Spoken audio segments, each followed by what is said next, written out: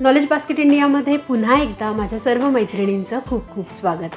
आजचा विषय आहे गरोदरपणात आपण किती पाणी प्यायला पाहिजे, दररोज किती प्यायला पाहिजे, म्हणजे आपली आणि आपल्या बाळाची पाण्याची आवश्यकता पूर्ण होईल।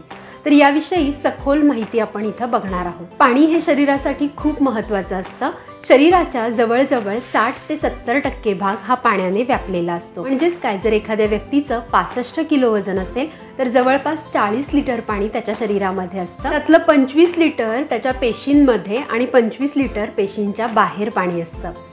पाणी हे सगळ्या सजीवांच्या अस्तित्वासाठी खूप महत्त्वाचं आहे, त्यामुळेच ते तुमच्या आणि तुमच्या बाळाच्या अस्तित्वासाठी देखील अत्यंत महत्त्वाचं आहे। पाणी कसं प्यावं, कधी प्यावं, कुठल्या प्रकारचं प्यावं यासाठी एक सुंदर व्हिडिओ चॅनलवर अपलोड केलेला आहे। त्याची लिंक देखील मी तुम्हाला डिस्क्रिप्शन बॉक्समध्ये देते, तो बघा, म्हणजे तुम्हाला पाण्याविषयी सगळ्या शंका दूर होतील। आज आपण गरोदरपणात दररोज किती पाणी प्यायचं हेच इथं बघणार आहोत। चला तर मग सुरू करूया। थोडक्यात तुम्हाला पाण्याचं महत्त्व सांगते। पाणी आपल्या पूर्ण शरीराचं, म्हणजे अगदी पायाच्या नखांपासून ते डोक्याच्या केसापर्यंत, त्वचेपासून पोटापर्यंत सर्व गोष्टींचं काम सुरळीत ठेवण्यासाठी मदत करत असतं। पाणी आपल्या शरीराला ओलसर म्हणजे हायड्रेटेड ठेवत असतं। रक्ताचा जो लिक्विड फॉर्म असतो तो देखील पाण्यामुळे असतो। तसंच पाणी आपल्या शरीराचं तापमान, जे नॉर्मल टेम्परेचर असतं 98.45, ते मेंटेन ठेवण्यासाठी देखील पाणी काम करत असतं। इतकंच काय, तर शरीरातील प्रत्येक पेशी जिवंत ठेवण्याचं आणि प्रत्येक कोशिका ॲक्टिव्ह ठेवण्याचं काम देखील पाणी करत असतं।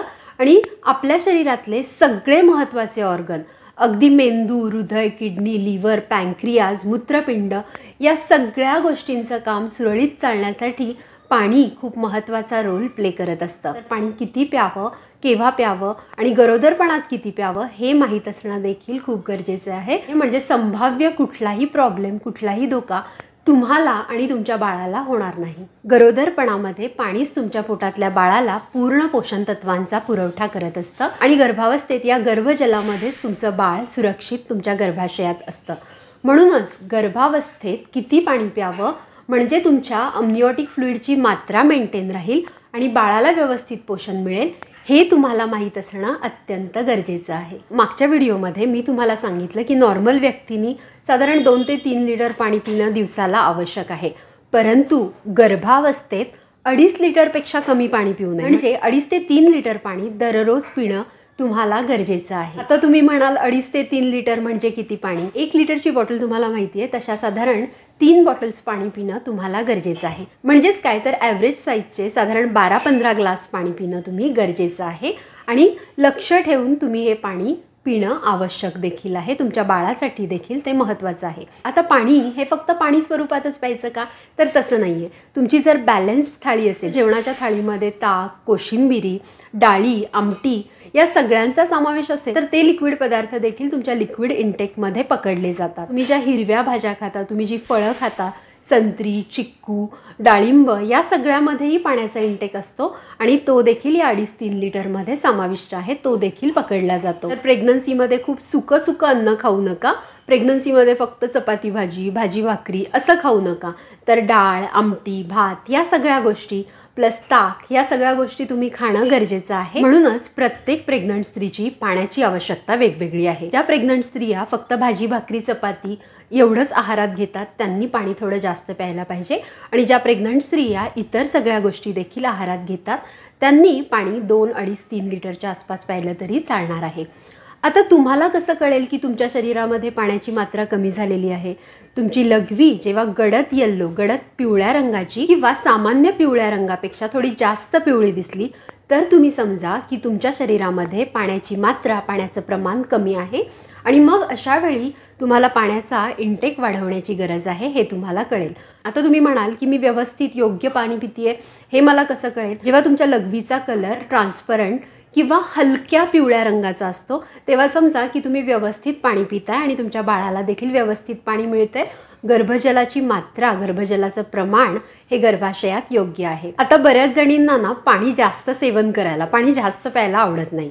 तर आता मी तुम्हाला छानशा टिप देते की तुम्ही हे पाण्याचं प्रमाण तुमच्या शरीरात कसं वाढवू शकता। तर तुम्हाला काय करायचं आहे, पाण्याचे दुसरे अल्टरनेटिव्ज म्हणजे तुम्ही नारळ पाणी पिऊ शकता, दूध आवडत असेल तर शतावरी कल्प घालून तुम्ही दूध पिऊ शकता, दही खाऊ शकता, ताक खाऊ शकता, कढी खाऊ शकता, किंवा इतकंच नाही तर तुम्हाला फळांचे ज्यूस आवडत असतील तर तुम्ही पाण्यामध्ये फळांचे ज्यूस मिक्स करून देखील पिऊ शकता आणि लिंबू सरबत देखील तुम्ही पिऊ शकता। याच्यामध्ये साखरेचं प्रमाण कमी ठेवा किंवा साखर नाही घातली तरी चालेल, म्हणजे पुढे जाऊन तुमच्या रक्तातली साखर ही मेंटेन राहील। तर अशा प्रकारे तुम्ही इतर गोष्टींमधून पाण्याचा कंटेंट, पाण्याचं प्रमाण वाढवू शकता। आणि बऱ्याच स्त्रिया अशाही असतात की ज्यांना या सगळ्या गोष्टी अफोर्डेबल नसतात, या सगळ्या गोष्टी त्या घेऊ शकत नाही, तर अशा वेळेला जाणीवपूर्वक व्यवस्थित आणि योग्य प्रमाणात पाणी पिणं खूप गरजेचं आहे। म्हणून असं नाही आहे की फक्त याच सगळ्या गोष्टी खायच्या, अगदी नसेल अवेलेबल तर पाणीसुद्धा पुरेसं प्यायल्याने तुमच्या बाळाला ते खूप चांगलं आहे आणि ते सुरक्षित राहणार आहे। गर्भजलाची, अमनिओटिक फ्लुइडची मात्रा तुमची मेंटेन राहणार आहे। पाण्याविषयी विस्तृत माहिती असलेला व्हिडिओ चॅनलवर आहे, तो बघायला बिलकुल विसरू नका। तरी मी तुम्हाला शॉर्टली सांगते कशा प्रकारचं पाणी तुम्ही प्यायला पाहिजे। गरोदरपणात आपण इतर औषधं खाऊ शकत नाही, म्हणजे जर तुम्हाला सर्दी खोकला झाला तरी देखील खूप स्ट्रॉंग औषधं खाता येत नाही, डॉक्टरांच्या सल्ल्यानेच ती खावी लागतात। तर ही औषधं टाळण्यासाठी पहिली गोष्ट म्हणजे थंड पाणी तुम्ही बिलकुल प्यायचं नाही आणि खूप गरम पाणी हे सुद्धा प्यायचं नाहीये, कारण गरम पाणी देखील शरीराला शॉक असतो आणि थंड पाणी देखील। शिवाय थंड पाणी प्यायल्याने तुम्हाला दाताचे प्रॉब्लेम्स देखील होऊ शकतात, हिरड्यांचे होऊ शकतात आणि गरोदरपणात सेफ्टी घेतलेली, प्रिकॉशन्स घेतलेले कधीही चांगले। म्हणूनच गरोदरपणात थोडंसं हलकं कोमट पाणी जर तुम्ही प्यायलात तर ते उत्तमच राहील। पण अगदी प्रत्येक वेळेला कोमट पाणी पिणं तुम्हाला शक्य नसेल तर तुम्ही नॉर्मल टेम्परेचरचं पाणी प्या, ना खूप थंड ना खूप गरम। गरोदरपणात लघवीला सारखं जावं लागतं, त्यामुळे जितकं पाणी तुम्ही पिता तितकं उत्सर्जित देखील होत असतं। म्हणूनच जाणीवपूर्वक दर 1 तासाने, दर 2 तासाने 1-2 ग्लास तुम्ही पाणी पित राहा। याचा अर्थ असा नाही की तुम्ही आत्ता पाणी प्यायलात आणि लगेच 5 मिनिटांनी आठवण आली म्हणून पाणी प्यायलात।